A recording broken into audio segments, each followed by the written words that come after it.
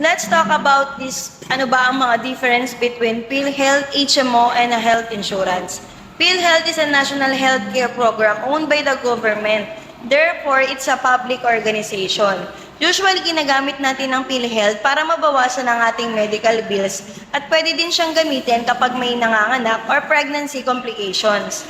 Marami naman coverage si PhilHealth, including surgery, hemodialysis, blood transfusion, and other types of cancers, HIV, malaria, and animal bite.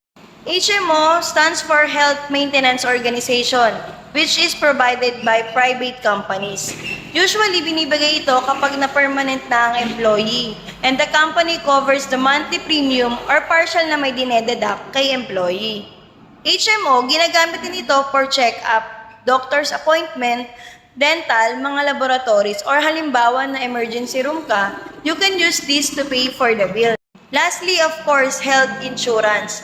Ito yung financial support mo talaga kapag tinamaan ka ng critical illness. Sa Pilipinas, dalawa lang ang sakit ng kadalasan namamatay ang tao, heart attack and stroke.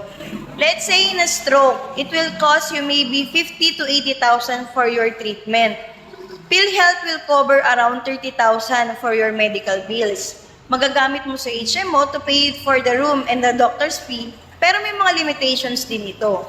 Maganda sana meron kang emergency funds to cover your remaining hospital bills. Pero kung wala, dito na pumapasok si health insurance. Most health insurance will cover critical illnesses amounting to 500,000 to 1 million or more if yung nasa plan mo. This budget is enough to cover your until recovery to sustain the needs of your family or loved ones or kung beneficiaries, kung sino yung umaasa sa sahod mo.